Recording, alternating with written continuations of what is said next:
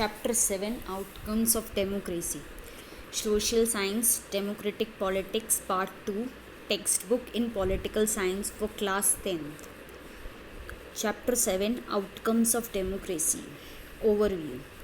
As we begin to wind up our tour of democracy, it is time to move beyond our discussion of specific theme and ask a general set of questions. What does democracy do, or what outcomes can we reasonably expect of democracy? Also, does democracy fulfill these expectations in real life? We begin by thinking about how to assess the outcomes of democracy.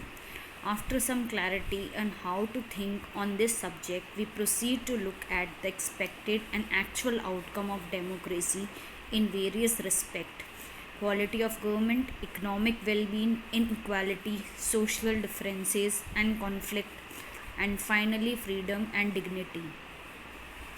Our final verdict, positive but qualified, lead us to think about the challenges to democracy in the next and final chapter.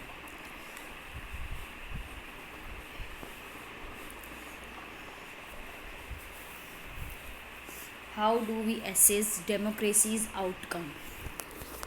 Do you remember how students in Madame Loende class argued about democracy? This was in chapter 2 of class 9th textbook.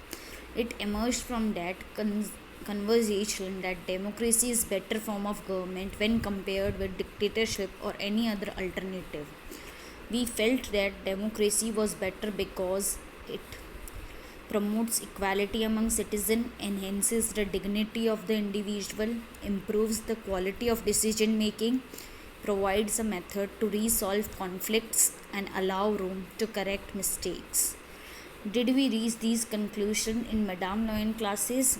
I loved that class because students were not being dictated any conclusion. Are these expectations realized under democracy? When we talk to people around us, most of them support democracy against other alternatives such as rule by monarch or military or religious leader. But not so many of them would be satisfied with the democracy in practice. So we face a dilemma. Democracy is seen to be good in principle but felt to be not so good in its practice. This dilemma invites us to think hard about the outcome of democracy. Do we prefer democracy only for moral reasons, or are there some prudential reasons to support democracy too? Over 100 countries of the world today claim and practice some kind of democratic politics. They have formal constitution, they hold election, they have parties, and they guarantee rights of citizens. While these features are common to most of them, these democracies are very much different from each other in terms of their social situation, their economic achievements, and their cultures. Clearly, what may be achieved or not achieved under each of these democracies will be very different. But is there something that we can expect from every democracy just because it is democracy? Our interest in and fascination for democracy often pushes us into taking a decision that democracy can address all socio-economic and political problems. If some of our expectations are not met, we start blaming the idea of democracy, or we start doubting if we are living in a democracy. The first step towards thinking carefully about the outcomes of democracy is to recognize that democracy is just a form of government. It can only create conditions for achieving something. The citizens have to take advantage of those conditions and achieve those goals. Let us examine some of the things we can reasonably expect from democracy and examine the record of democracy. Accountable, responsive, and legitimate government. There are some things that democracy must provide. In a democracy, we are most concerned with ensuring that people will have the right to choose their ruler and people will have control over the ruler. Whenever possible and necessary, citizens should be able to participate in decision making that affect them all. Therefore, the most basic outcome of democracy should be that it produces a government that is accountable to the citizen and responsive to the need and expectations of the citizens.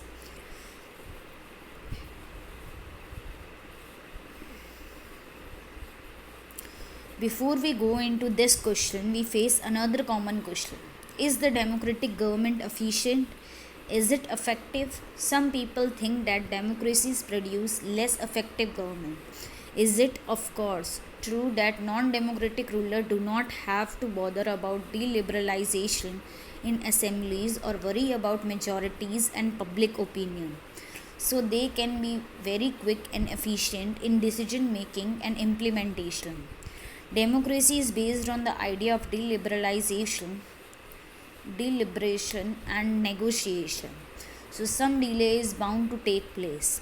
Does that make democratic government inefficient?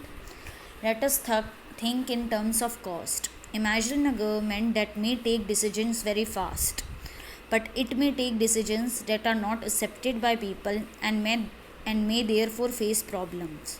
In contrast, the democratic government will take no time to follow procedure before arriving at a decision. But because it has followed procedure, its decision may be both more acceptable to the people and more effective. So the cost of time that democracy pay is perhaps worth it. Now look at the other side.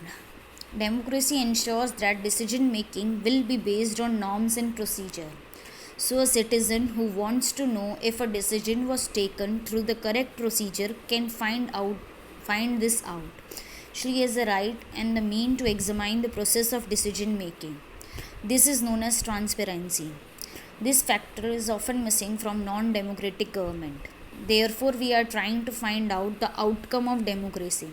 It is right to expect democracy to produce a government that follows procedure and is accountable to the people. We can also expect that democratic government develop mechanism for citizen to hold the government accountable and mechanism for citizen to take part in decision making whenever they think fit. If you wanted to measure democracies on the basis of this expected output, you would look for the following practices and institutions: regular, free, and fair election, open public debate on major policies and legislation, and citizens' right to information about the government and its functioning. The actual performance of democracy shows a mixed record on this. Democracies have had greater success in setting up regular and free elections and in setting up conditions for open public debate.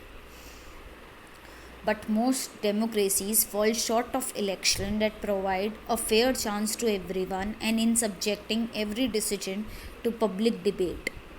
Democratic governments do not have a very good record when it comes to sharing information with citizens.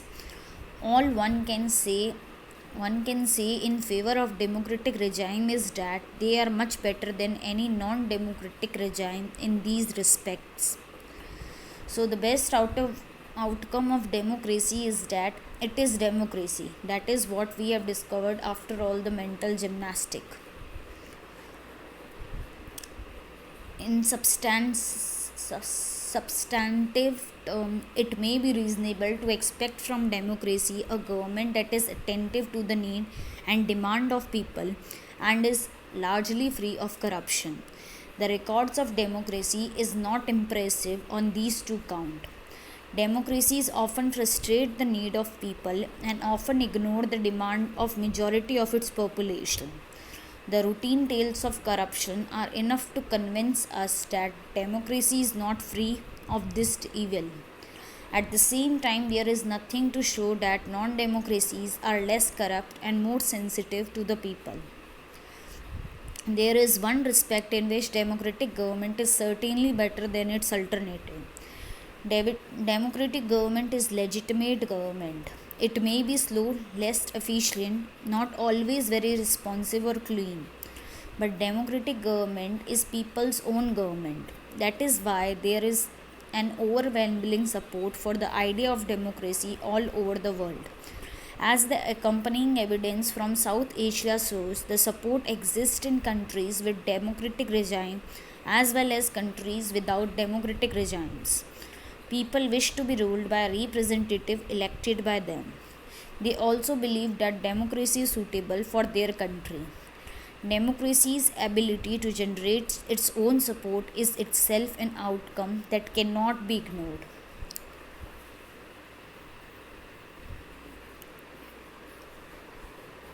Economic growth and development. If democracies are expected to produce good governments, then is it not fair to expect that they would also produce development? Evidences show that in practice many democracies did not fulfill these expectations. If you consider all democracies and all dictatorships for the 50 years between 1950 and 2000, dictatorship have slightly higher rate of economic growth. The inability of democracy to achieve higher economic development worries us. But this alone cannot be reason to reject democracy. As you have already studied in economic development depend on several factors. Countries' population size, global situation, cooperation with other countries, economic priorities adopted by the country, etc. However, the difference in the rates of economic development between less developed countries with dictatorship and democracies is negligible. Overall, we cannot say that democracy is a guarantee of economic development, but we can expect democracy not to lag behind dictatorship in this respect. When we find such significant difference in the rate of economic growth between countries under dictatorship and democracy, it is better to prefer democracy as it has several other positive outcomes. Economic outcome of democracy. Argument about democracy tend to be very passionate. This is how it should be, for democracy appeal to some of our deep values. These debate cannot be resolved in a simple manner. But some debate about democracy can and should be resolved by referring to some facts and figures. The debate about the economic outcome of democracy is one such debate. Over the year, many students of democracy have gathered careful evidence to see what the relationship of democracy with economic growth and economic inequalities is. The table and the cartoon here present some of the evidences. Table 1 shows that on an average dictatorial regimes have had a slightly better record of economic growth. But when we compare the record only in poor countries, there is virtually no difference. Table 2 shows that within democracies there can be very high degree of inequalities. In democratic countries like South Africa and Brazil, the top 20% people take away more than 60% of the national income, leaving less than 3% for the bottom 20% population. Countries like Denmark and Hungary are much better in this respect. You can see this in cartoon. There is often inequality of opportunities available to the poorer section.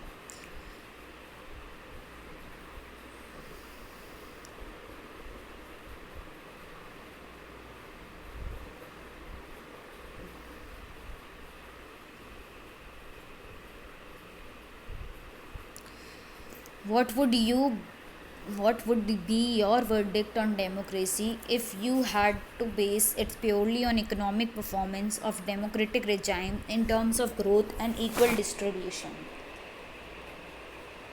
reduction of inequality and poverty? Perhaps more than development, it is reasonable to expect democracy to reduce economic disparities. Even when a country achieves economic growth, will wealth be distributed in such a way that all citizens of the country will have a share and lead a better life?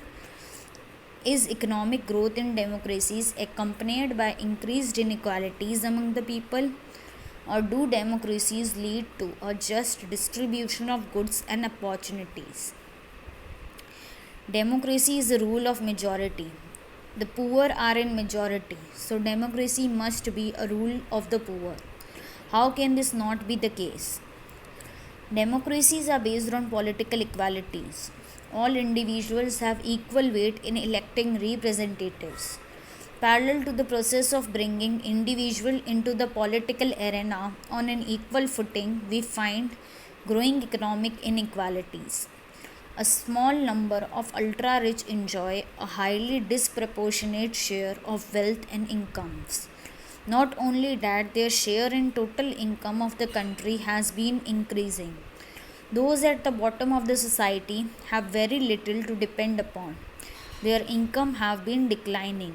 Sometimes they find it difficult to meet their basic needs of life such as food, clothing, house, health, education, etc.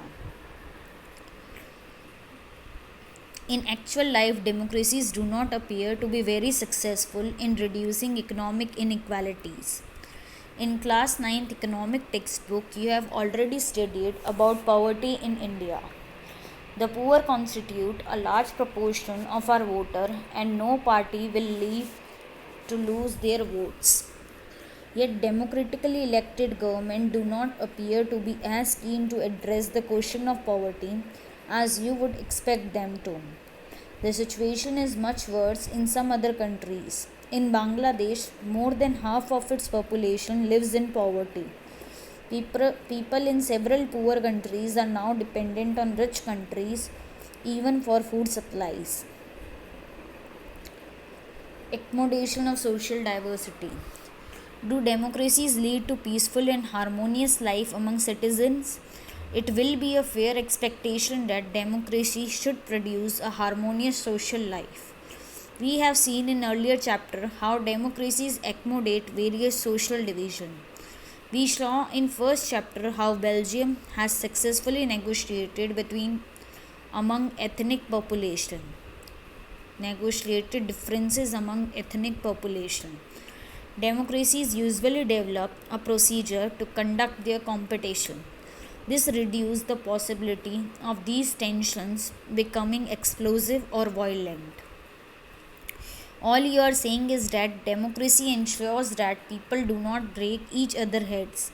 This is not harmony. Should we be happy about it?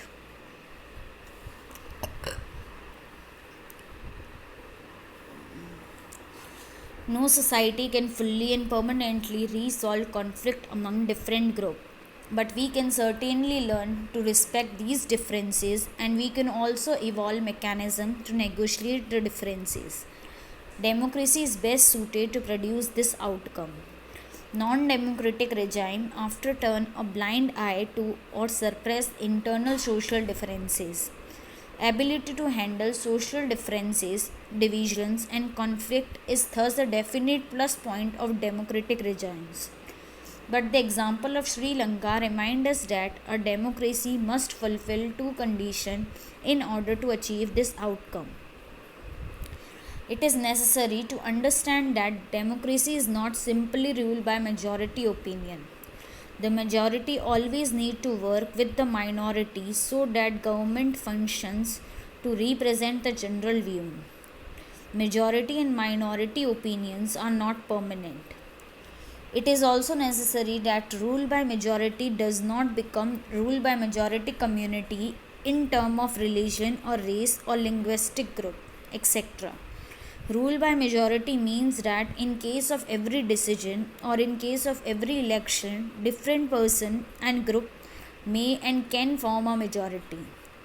Democracies remain democracy only as long as every citizen has a chance of being in majority at some point of time. If someone is barred from being in majority on the basis of birth, then the democratic rule ceases to be accommodative for person or group.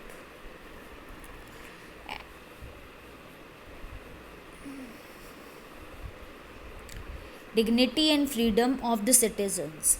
Democracy stands much superior to any other form of government in promoting dignity and freedom of the individual.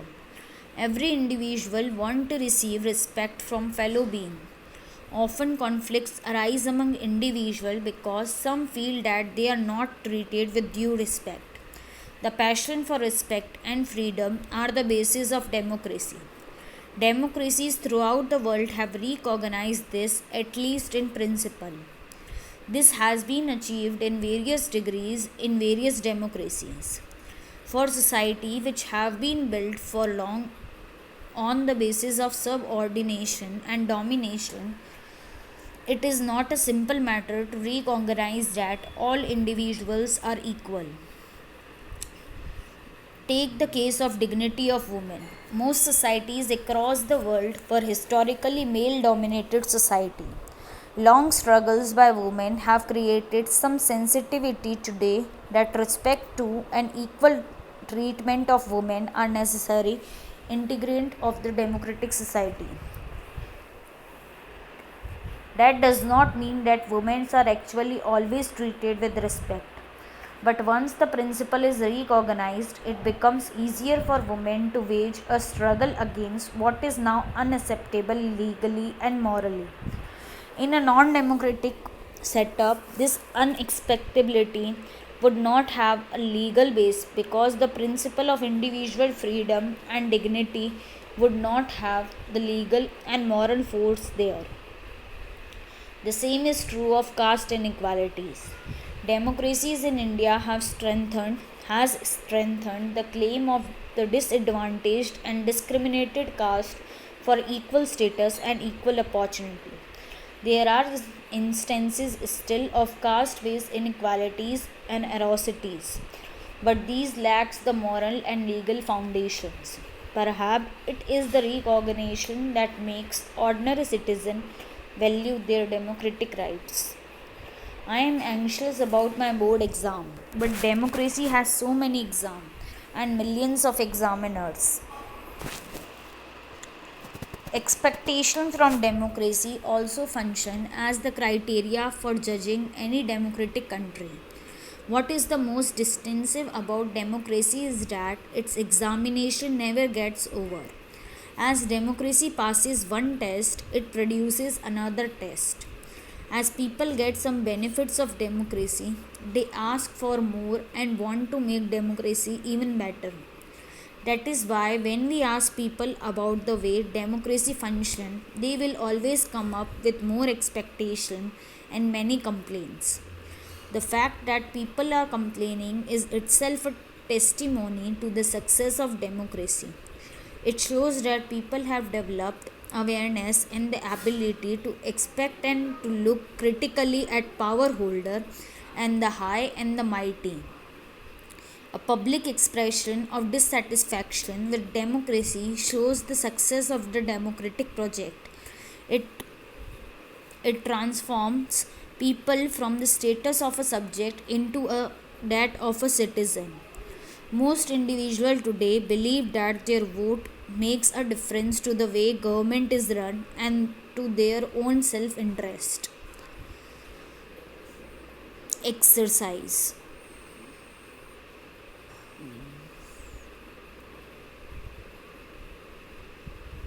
Thank you.